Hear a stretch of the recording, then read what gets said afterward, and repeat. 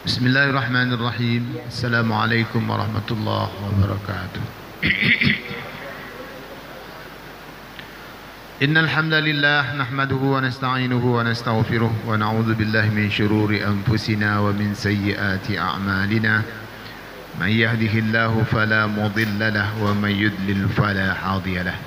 Qala Allah ta'ala fi kitabihil karim, na'udzu billahi minasy syaithanir rajim. Bismillahirrahmanirrahim.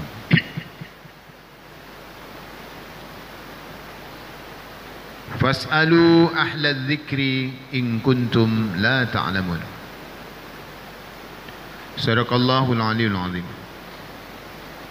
Bapak-bapak, ibu-ibu, hadirin hadirat, tamu-tamu Allah, hamba-hamba Allah yang mulia, semoga pula kita semua dimuliakan Allah Subhanahu wa taala. Amin ya rabbal alamin. Alhamdulillah, syukur kita tiada henti hanya kepada Allah. Terutama malam hari ini dapat bersua kembali dengan Bapak Ibu jemaah Masjid Muhsinin. Dah lama tak bersua.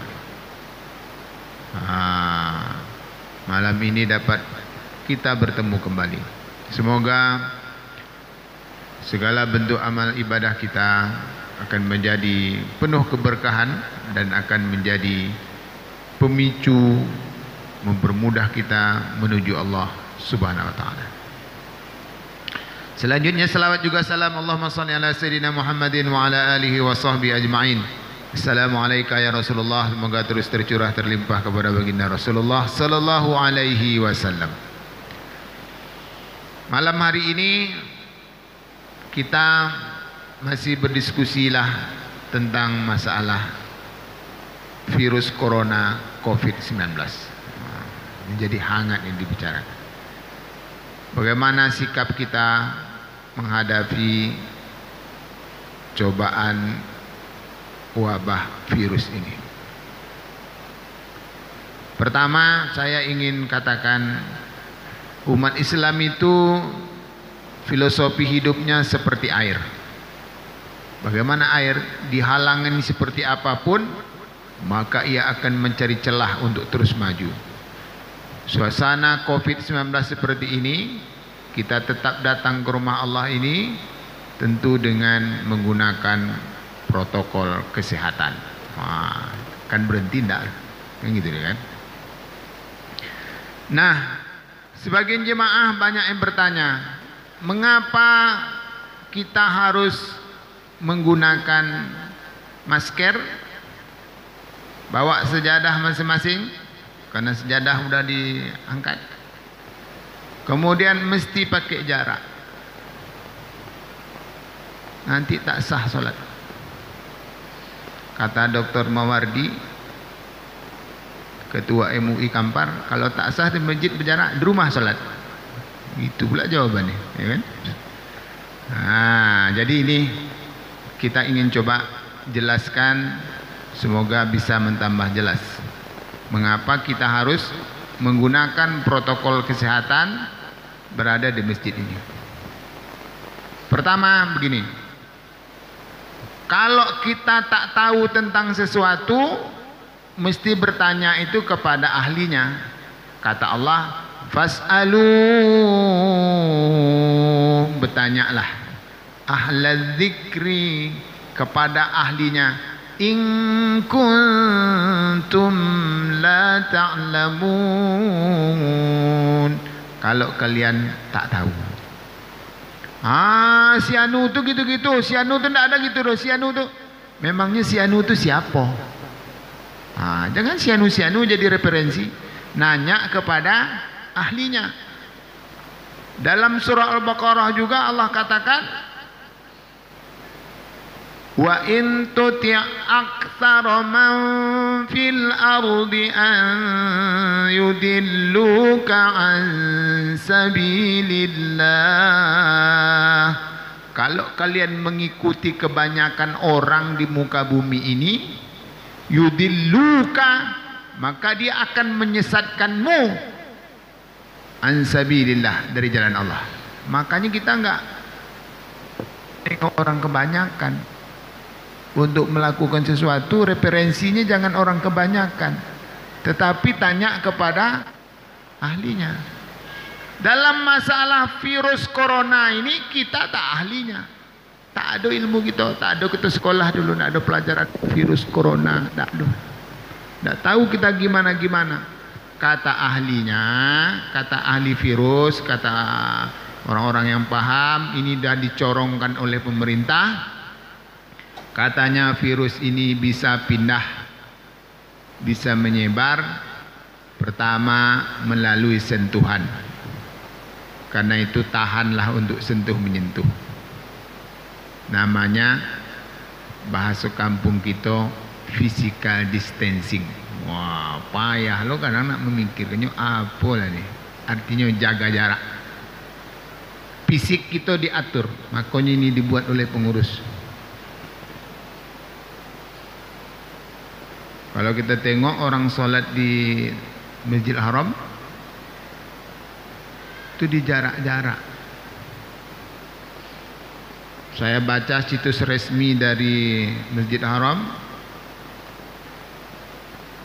masjid hanya buka untuk Masjid Haram setengah jam sebelum waktu tiba, setengah jam sesudah selesai.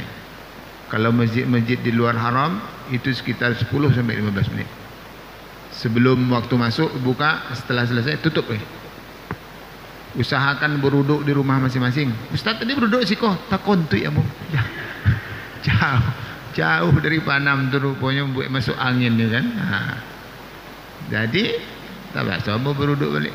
Seharusnya beruduk di rumah masing-masing karena menghindari menggunakan fasilitas bersama, fasilitas umum dihindari penggunaannya.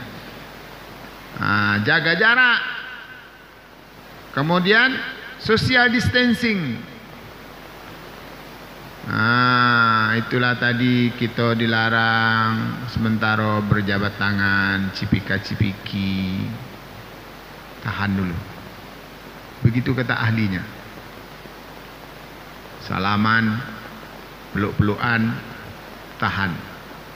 Tapi kalau suami istri tak apa-apa, ya kan? Adalah kasus yang viral kemarin tuh. Bapak-bapak bawa istrinya di mobil suruh pindah ke belakang, mengamuk bapak tuh, ya kan? Itu ada aturannya sebenarnya. Kalau orang satu keluarga itu boleh berada di satu mobil yang sama. Kalau dia orangnya beda-beda harus menerapkan physical distancingnya, jaga jarak. Begitu kata ahlinya. Ini adalah dalam bentuk ikhtiar, usaha. Mengapa? Karena virus ini tadi bisa menyebar melalui sentuhan. Di depanlah disiapkan cuci tangan. Mengapa harus tangan dicuci? Buka pintu pakai siku. Mengapa pakai siku? Nanti siku kena lah. Mengapa harus tangan dicuci, tidak menggunakan tangan? Karena dia nanti, kalau dia tertaruh di tangan dia tidak masalah. Nanti tangan ini kadang pegang mata, tidak terasa tersanggik gulai ayam. Masuk ke tangan, di situ dia masuk melalui kelenjar-kelenjar dan lendir kita, mata, nanti baru dia sampailah alirannya ke paru, sesak napas segala macam. Situ makanya tangan harus dijaga. Begitu kata ahlinya. Ambo tidak tahu, ambo copy paste aja. Begitu. Lalu setelah kita tahu ini kata ahlinya, bagaimana sikap dari syariat Islam? Kita harus taat. Karena kata Allah, nanya ke ahlinya, kata ahlinya begitu, kita harus taat. Pemerintah sudah buat aturan, jaga social distancing, physical distancing, jaga. Begitu katanya, begitu harus ikut. Jangan orang tuh, tidak ada orang tuh lagi. Ati Allah wa ati Rasul wa ulil amri minkum. Taat kepada Allah, taat kepada Rasul, kepada pemerintah kita. Kalau pemerintah ada cakap, ikuti. Mengikuti apa yang kata pemerintah, itu hukumnya wajib. Bukan wajib syariat, tapi wajib dalam pengertian aturan. Karena itu setan itu menyesatkan manusia kan 3 rumusnya. Innama ya'murukum bis-su' wal fahsya. Setan itu menyuruh kalian buat fahsya. Su itu sebenarnya sama-sama jelek. Su artinya jelek, fahsya, keji artinya jelek juga. Kata para ulama tafsir, apa beda su jelek dengan sya jelek, fahsya jelek? Kalau su ini kita melanggar atau tak mau mengikuti aturan yang dibuat oleh manusia. Tujuannya baik tapi kita langgar, itu namanya su. Berjalan sebelah kiri, kita jalan sebelah kanan. Saya kalau nak ke kanan nyalokan kanan. Ini tidak ada ibu-ibu naik belok kanan nyalo sini kiri. Itu wajib. Aturan itu dibuat oleh manusia. Kalau kita bantah berdosa. Pakai helmet, pakai helm kalau naik motor. Kita tak mau pakai helm, berdosa. Su itu setan punya kerja. Pakai masker. Ustaz tak pakai loh. Ikut nak ceramah, betul nanti sengau suara kalau dulu. Jadi pakai masker, memakai masker itu wajib hukumnya. Karena dalam Islam itu la tadhlimuna wa la tudlamun. Islam itu tak menghendaki kalian menganiaya orang, orang menganiaya kalian. Itu tak boleh. Itu yang dijaga oleh Islam. Kita menganiaya orang, orang teraniaya oleh kita, itu tak boleh. Kita menganiaya orang, kita dianiaya, tak boleh. Itu dua konsepnya. Jadi mengapa mesti pakai tutup mulut, pakai masker? Karena tadi kan masuknya bisa melalui liur kita. Iko kadang kita bersin, kadang kita muncrat sedang bercakap. Lu keluarnya bisa pindah langsung ke orang. Kemudian virus tadi itu pula bisa hidup beberapa saat di udara tu. Makanya kita tengok ada pemerintah jalan pun disemprotnya. Itu sebabnya. Karena dia bisa hidup beberapa lama. Itu begitu kata ahlinya. Nah, dan ada pula istilahnya OTG, orang tanpa gejala. Maaf, misalnya bapak si fulan itu ini dah kono covid dah, tapi nya sehat aja, tak masalah. Kenapa? Karena imun badannya kuat, fisiknya kuat, tidak ada apa-apa dah. Begitunya bersentuh dengan bapak B, bapak kau lagi tidak kuat, lagi turun imun, maka pindahlah barang tadi ke bapak B, bapak kau sakit, bapak A tadi sehat aja. Jadi kita di dalam pun tak tahu, tak ada yang kono, tak ada yang tidak tahu. Ini ada yang tidak terdeteksi gejalanya. Ada nampaknya memang sesak napas, demam panas, bersin-bersin, itu ada gejala. Ada orang tak bergejala. Contoh katanya yang terjadi di Inhu ketika fase pertama kemarin, Indragiri Hulu ada kena satu orang. Itu bapak tuh setelah diteliti ditanya, tak ada riwayat pergi kemana-mana, di kampung itu aja dia. Tapi kok bisa kena? Boleh jadi bapak nih bertemu dengan siapa-siapa yang mungkin dia itu keluar mana kemana-kemana, dia tak apa-apa, tapi bapak nih yang kena. Itu contohnya. Begitu kata ahlinya. Ustaz cuma keniyo leton tu deh. Ndak, kata ahlinya begitu. Itu masalahnya.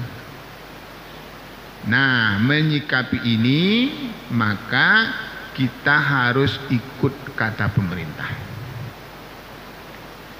Nabi SAW bersabda dalam sebuah hadis riwayat Imam Bukhari, firra minal majzum kama tafirru minal asad.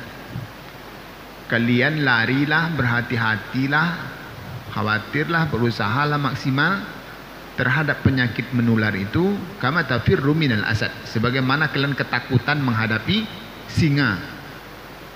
Kalau ada singa, kata Nabi, kira-kira berani tak main-main dengan singa? Tak berani. Jadi dengan virus ini harus berhati-hati. Begitu kata Nabi. Jadi cerita virus ini bukan cerita sekarang. Di zaman Nabi pernah terjadi, di zaman Khalifah Umar bin Khattab pernah terjadi. Nama penyakitnya penyakit taun. Wabah taun mematikan orang. Mirip-mirip inilah, menular ke orang. Ketika pemerintah kemarin serukan tutup masjid, kita tutup. Mengapa tutup? Begitu aturannya. Nabi katakan, bila dikatakan khawatir tutup, tutup. Mentaati pemerintah itu wajib, sepanjang dia tidak menyuruh kita melakukan hal-halnya maksiat. Tapi orang ke pasar banyaknya, masjid suruh tutup, ke pasar lalu je orang, mal-mal bukanya. Pemerintah ke PKI mah, wah ikolok itu banyak jemaah. Nah, ini kita jelaskan. Ke pasar, ke masjid, ke mall itu tak sama ilatnya. Makanya nanya tu ke ahlinya. Kalau ada orang cakap orang pon yang kalau nyuta siapa-siapa tak semayang dan tidak. Ilmunya di situ mungkin tak ada. Tapi emosinya untuk beribadah tinggi, ilmu tak ada. Inilah susahnya. Di mana letak bedanya? Letak bedanya gini. Letak bedanya yang pertama di sini dulu. Negeri kita kok miskin. Inilah buktinya bahwasanya negeri kita kok miskin. Kalau pemerintah kita katakan kita ini negeri yang kaya, yo negeri kaya, tapi kita miskin. Di mana letak miskin? Ini dia. Seharusnya ketika wabah itu memuncak, maka pemerintah seharusnya mengkarantina kita. Dulu di zaman Nabi SAW terjadi wabah luar biasa di Madinah. Nabi perintahkan tutup negeri Madinah. Itu bahasa orang kini di lockdown namanya. Karena Madinah itu dulu dipagar. Di negeri orang dulu itu dipagar sehingga musuh tidak bisa masuk. Karena dulu orang menyerang tuh pakai tombak, pakai kudo. Kalau kini tidak bisa dipagar lagi, ini orang datang dari Aceh. Ya kan? Kalau dulu negeri-negeri itu dipagar. Makanya kalau kita nonton film-film lama-lama, maka penyerang itu datang dulu merobohkan pertahanan benteng itu dulu. Maka di zaman Nabi Madinah itu disebutkan pakai pagar. Maka kata Nabi, tutup pintu masuk, tutup pintu keluar. Tidak boleh orang dalam keluar, orang luar ke dalam, tidak boleh. Bahasa orang kini namanya lockdown. Bahasa awak Indonesia dalam undang-undangnya di karantina. Awak tidak boleh keluar rumah, di rumah aja tidak boleh keluar. Seharusnya kita digitukan, tidak boleh keluar. Contoh seperti Saudi. Tapi bak kata pepatah orang kampung awak, ayam dikobek dia lagi makan, tidak matinya. Jadi pemerintah kita tidak sanggup untuk mengurung awak di rumah dah, piti tidak ada. Itu masalahnya, duit tidak ada. Kita seharusnya di rumah aja tidak boleh kerja ke mana-mana. Kasih duit berapa yang dibutuhkan. Pak Kasiman berapa butuh? Kasih duit. Tidak boleh keluar, tidak boleh ke kebun. Biar aja sawit itu dulu tengok, nusar tengok, nah gitu. Kasih duit. Kalau keluar juga kena denda, kan udah dikasih duit, udah dikasih belanja. Kita tidak ada keping, kok masalah. Makanya dibiarkanlah masyarakat itu keluar, tapi jago yo elok-elok. Makanya bahasanya beda, PSBB. Pembatasan sosial berskala besar. Kok istilah baru dibuat? Coba dia aja pemerintah. Setengah dikurung dia punya. Ya kan? Makanya masyarakat dibiarkan bekerja karena umumnya masyarakat kita ini Pak lebih dari separuh ke bawah itunya bakar rajo pagi kok untuk mencari makan siang. Kerojo pagi kok makan siang. Untuk makan siang. Makanya ada istilah ngapulun sarapan deh, alun pecah talu oleh. Karena ada orang penggalih itu tidak sarapannya sebelum terjadi jual beli. Karena duit itu yang laku tuh itulah guna makan. Maka kalau kita belanja pagi-pagi, kita pagi duit besar, tidak ada pulang itu. Memang tidak ada modal dong. Piti itu lah. Kalau kita larangnya bekerja, maka matinya piti tidak ada. Itu sebab. Jadi bekerja itu hukumnya wajib. memenuhi kebutuhan rumah tangga. Sementara ke masjid ko hukumnya sunnah muakkad. Jadi tidak bisa disamakan kias. Pasar dibuka, masjid ditutup, PKI. Nah, ndak itu ndak sama, jangan disamakan. Ke masjid ini hukumnya sunnah muakkad. Sementara korojo hukumnya wajib. Disamakan ndak bisa. Nah, jadi orang yang mengecek-ngecek contoh itu petang, nampaklah ilmu kurang.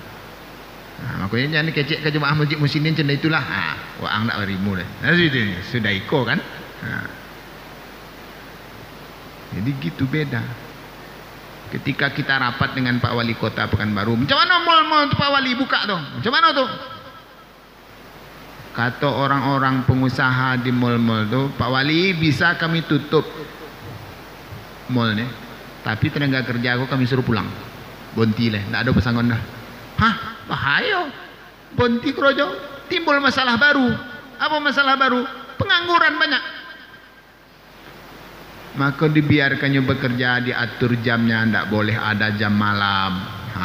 Makanya PSBB Pekanbaru itu berlakunya bila pukul 5 subuh sampai pukul lalu ponyo malah sudah memang sampai jam 8. Itu sebabnya orang di siang sibuk dia orang. Ya begitu. Itu sebabnya.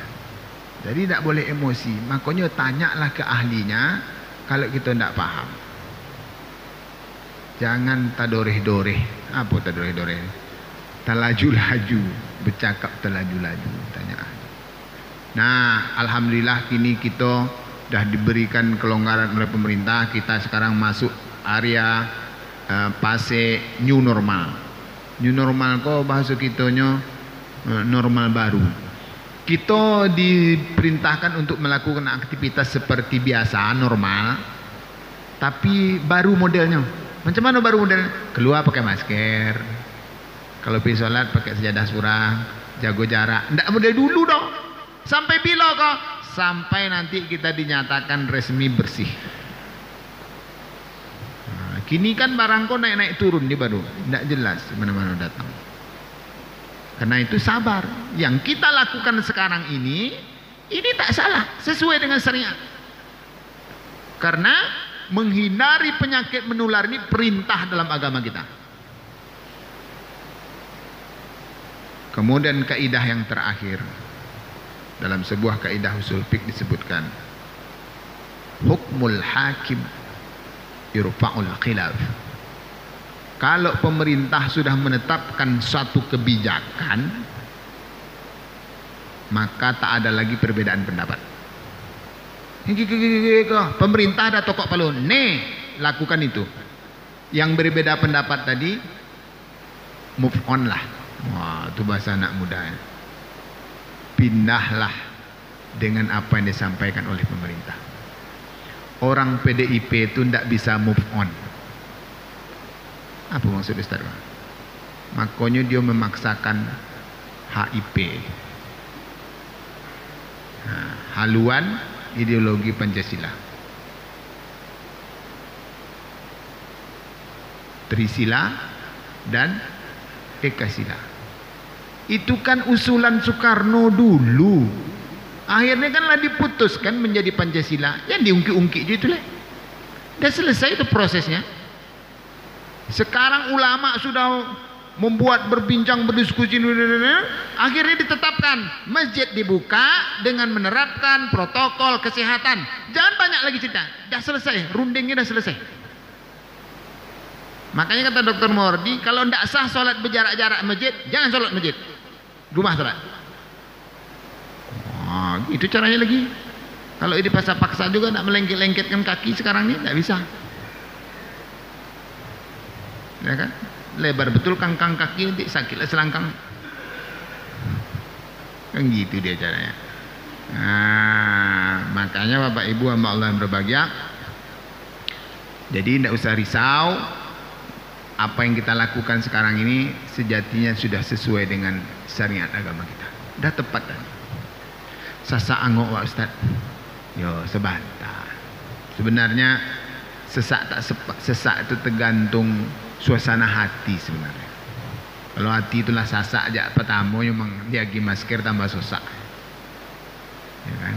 Dilonggarkan. Kalau enggak ibu pakai kalau ibu pakai cadar, kalau apa pakai cadar bentuk lu nah. Kalau ibu pakai cadar aja lebih longgar. Ya kan? Makanya di kampus sekarang banyak kawan-kawan pakai cadar. Kalau bercadar ganti masker katanya. Soalnya masker kok sasak angok Pak, mau pakai masker, pakai cadar aja lah. Nah, tapi pas makan dibukanya cadarnya. Orang kalau cadar itu dari bawah makan, ikut tandonya cadarnya kaleng-kaleng, ya kan? Nah, iya Pak. Ya baik Pak. Ya.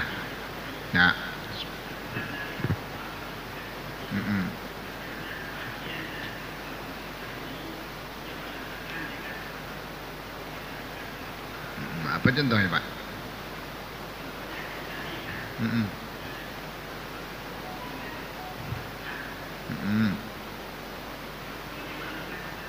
Tidak sholat Jumat.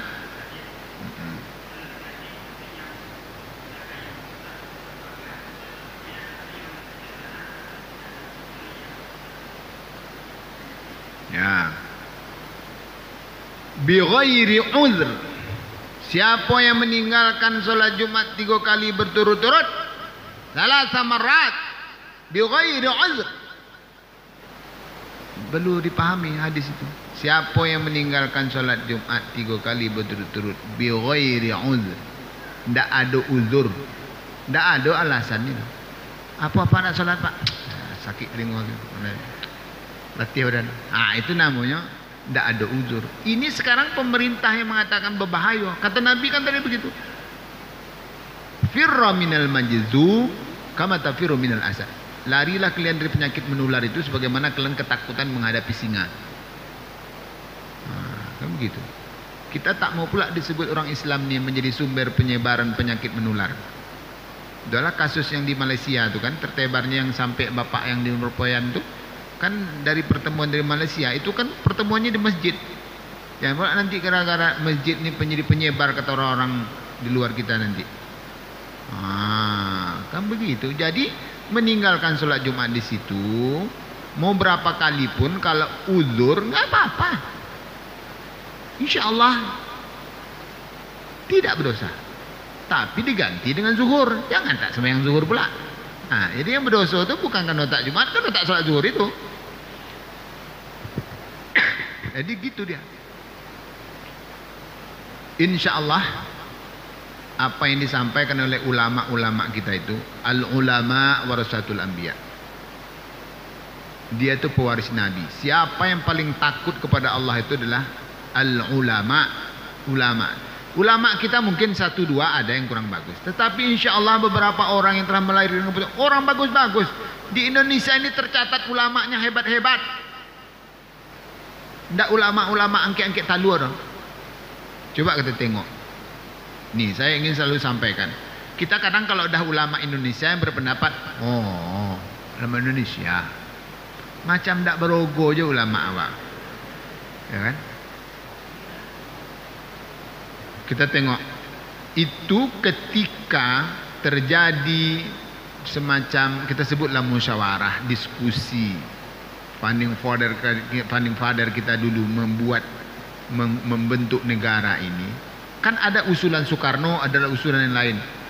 Pemerintah Soekarno ketika itu mengusulkan begini, diletaknya lah ketuhanan Maha Esa itu di bawah. Ulama-ulama kita kan nggak mau, kata angket taluan nama itu. Nggak bisa. Ini yang benar, Tuhan ini yang di atas. Misalnya begitulah. Maka terbukti di pembukaan undang-undang kita berkat rahmat Allah.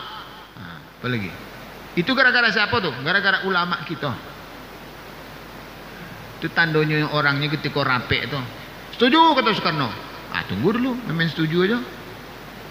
Kan begitu. Hebat ulama kita ini. Contoh lagi. misalnya ini, bercerai menurut KHI, Undang-Undang nomor 1 sampai 74 di Indonesia, ini fikih orang Indonesia nih, fikih ulama yang dibuat oleh ulama-ulama itu tidak sah kalau tidak dilakukan di depan sidang pengadilan. Ingat dah bapak ibu dulu, datuk nini awak, datuk saya, baik dari pihak mak atau pihak ayah, bininya tak ada yang cik. Iya kan? Nah, kalau lah peraturan kau tidak keluar dulu, kita mungkin tak berapa lebih bini bapak. Wah, gara-gara peraturan aja, kau bisa bini cik. Kalau anak tak lah, ya kan? Nih, dah. Dulu-dulu babini tinggal, babini tinggal, bini tinggal. Suku-suku aja no? Maka di Indonesia dibuatlah peraturan dalam KHI, Kompilasi Hukum Islam dan Undang-Undang nomor 1 sampai 74, perceraian tidak sah kalau tidak depan sidang pengadilan. Perkawinan tidak sah kalau tidak di depan pegawai pencatat nikah. Pokoknya mau bersetunggi pun orang di luar cerai, tidak sah. Oh, ya bayangkan.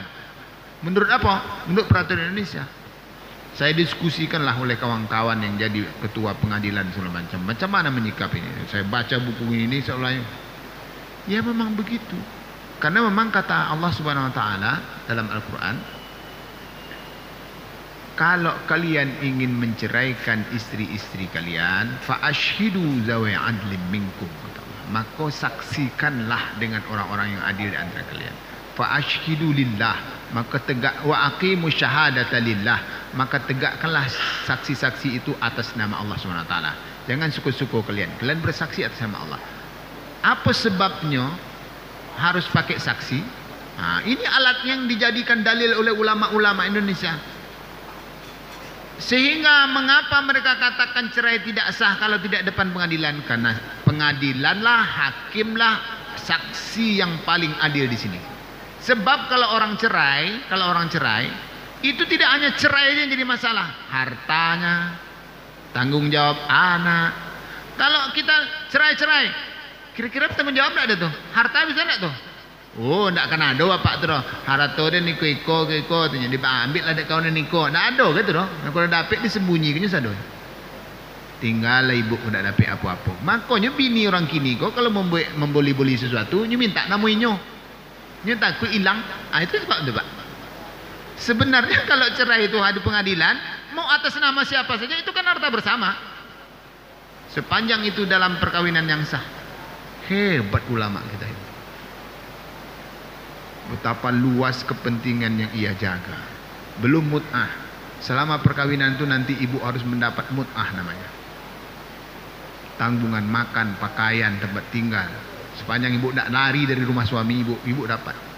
Harta nanti ada namanya harta gono gini. Harta itu harta. Seluruh harta yang didapat selama perkawinan sah bagi dua. Jadi tidak bisa apa-apa kalau lah dapat harta disembunyi-sembunyi. Tidak bisa. Siapa yang bisa memaksa? Pengadilan. Kalau tidak pengadilan mana mau apa kau bagikannya? Mungkin bapak-bapak di Muhsinin kau mau,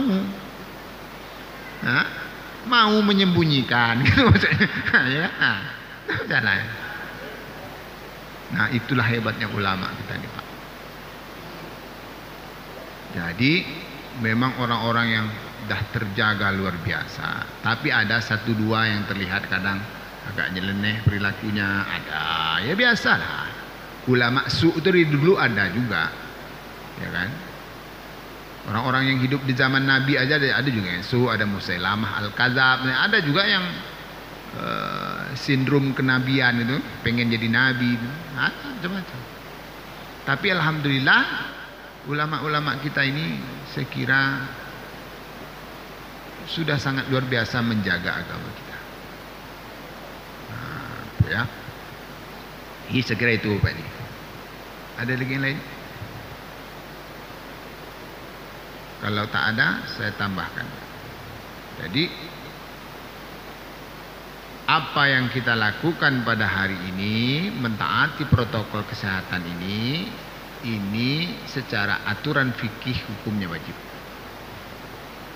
Sama hukumnya wajib menggunakan helm. Nah, itu bukan wajib, ini wajib syariat ya.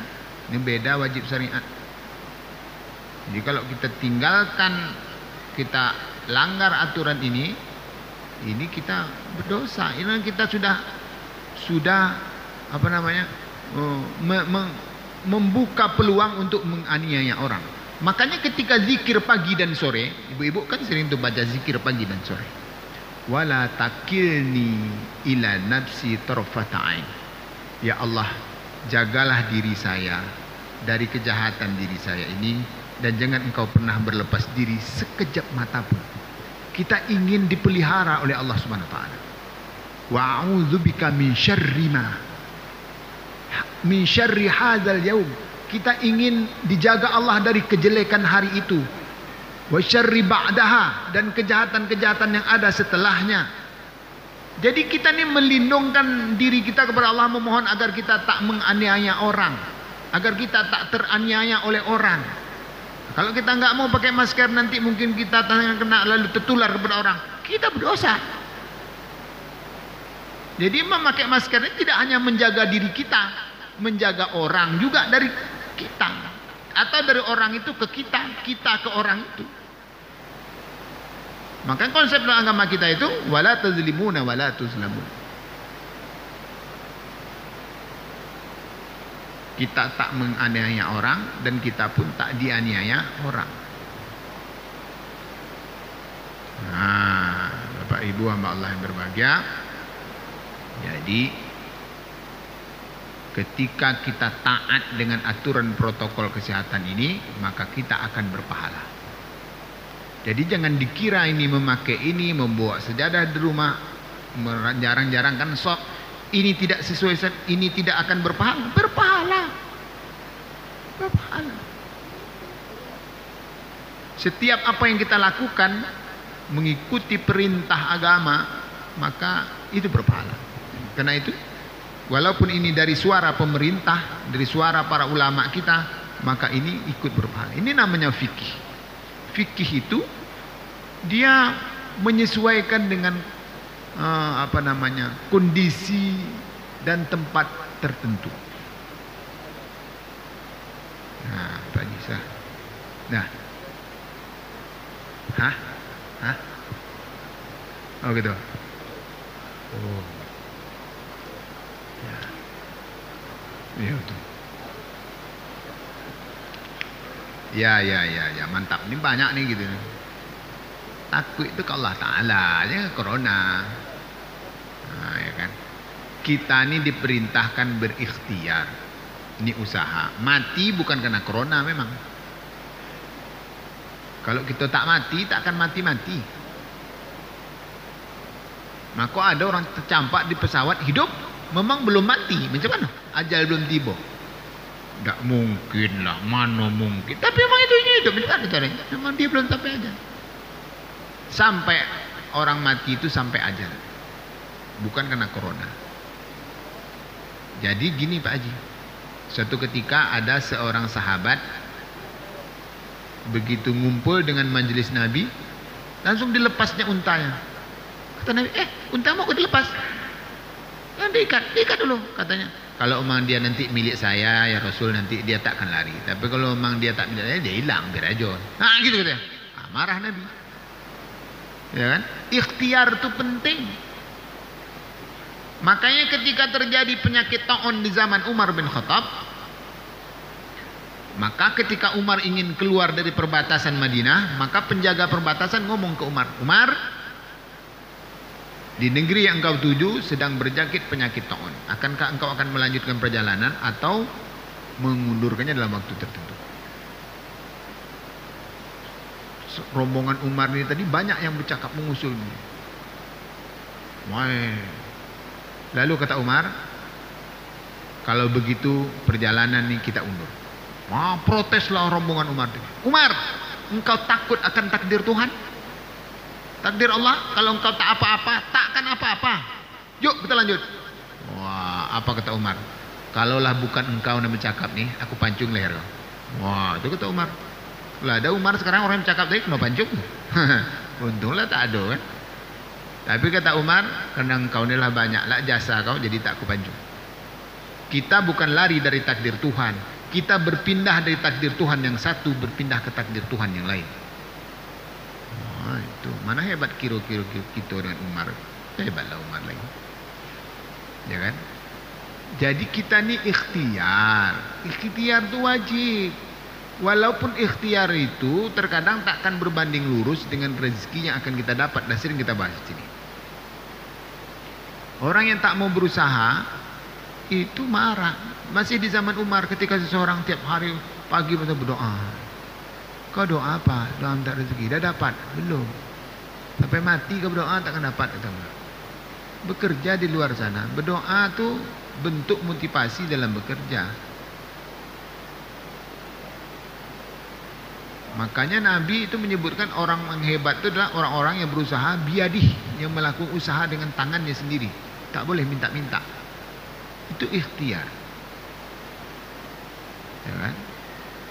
Nah, Bapak Ibu hamba Allah yang berbahagia, hidayah Allah, sehat, aman, selamat dunia akhirat itu dimulai dari ikhtiar. Innallaha la yughayyiru ma biqaumin hatta yughayyiru ma bi anfusihim. Tidak akan berubah keadaan kita itu kalau tidak ada ikhtiar.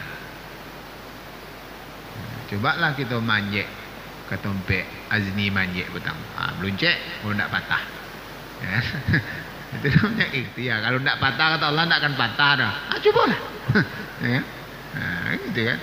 Itu namanya turun di tangga baik-baik, naik di pintu baik-baik, itu ikhtiar. Tapi dah baik-baik terpleset juga, itu namanya takdir. Nah, kalau si Azmi kan enggak berjalan dunia itu. Itu ya, ternyata tak keluar itunya itu apa namanya itu, tali itu enggak keluar ya, campak. Jaringnya enggak keluar. Ya gitu Pak.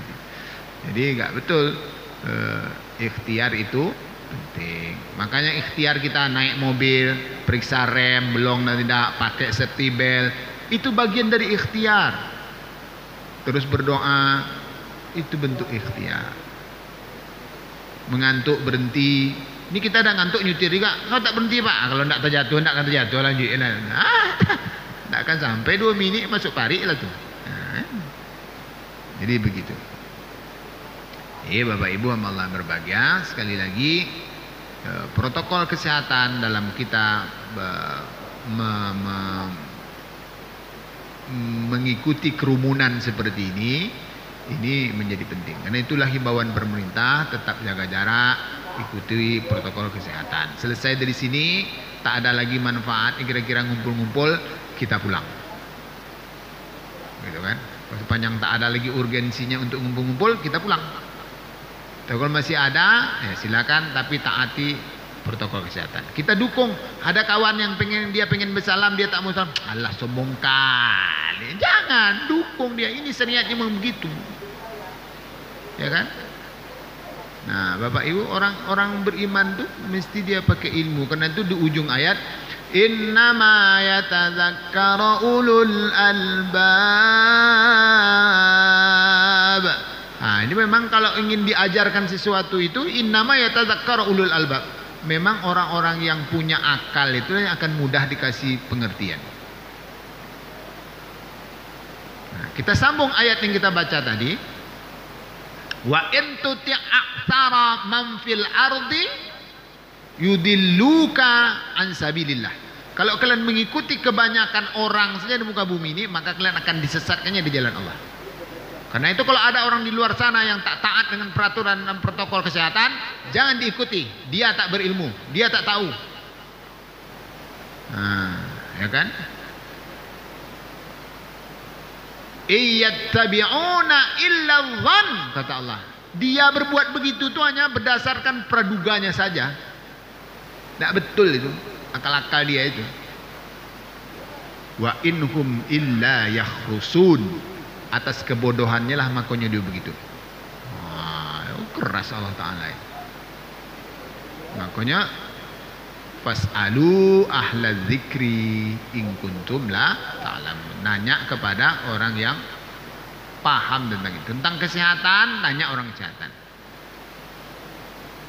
Tentang agama, nanya ke orang agama. Tentang agama ini tidak bisa dipoting-poting, Pak. Ini kita nih sekarang nih sholat Jumat atau tidak? Kata pemerintah kita dilarang untuk sholat Jumat. Tapi bisa ada poting loh. Mana bisa dipoting-poting? Orang yang akan dipoting itu orang yang tidak semayang pula. Nah, itu masalah. Jadi tidak tahu. Jadi nanya ke ahlinya.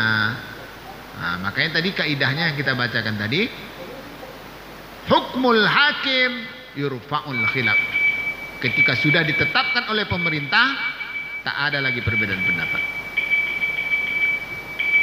Nah, sejatinya kawan-kawan dari Muhammadiyah itu kalau kita pakai kan kaidah ini, tidak ada rayo bro kali. Pemerintah katanya rayo Sabtu, walaupun mereka telah mengatakan Jumat, jangan Jumat Sabtu. Seharusnya gitu. Itu aturan kaidahnya. Kita boleh berdebat untuk menentukan sesuatu jika sudah disimpulkan, kesimpulan itu yang dipakai. Apa kata pemerintah? Itu membuat semua perbedaan pendapat menjadi clear. Toh ujung-ujungnya perbedaan pendapat itu apa kata Allah? Apa kata kaidahnya? Al-ijtihadu la yunqadu bil ijtihad. Antara hasil ijtihad yang satu dengan hasil ijtihad yang lain itu sama aja, tidak boleh saling menyalahkan. Karena itu pakai salah satu yang sudah ditetapkan oleh pemerintah. Gitu bikin tenang. Bapak Ibu hamba Allah yang berbahagia, semoga apa yang kita sampaikan ini bermanfaat. Kita tutup dengan doa kepada majelis. Subhanakallahumma wa bihamdika, asyhadu an la ilaha illa anta, nastaghfiruka wa natubu ilaik. Assalamualaikum warahmatullahi wabarakatuh.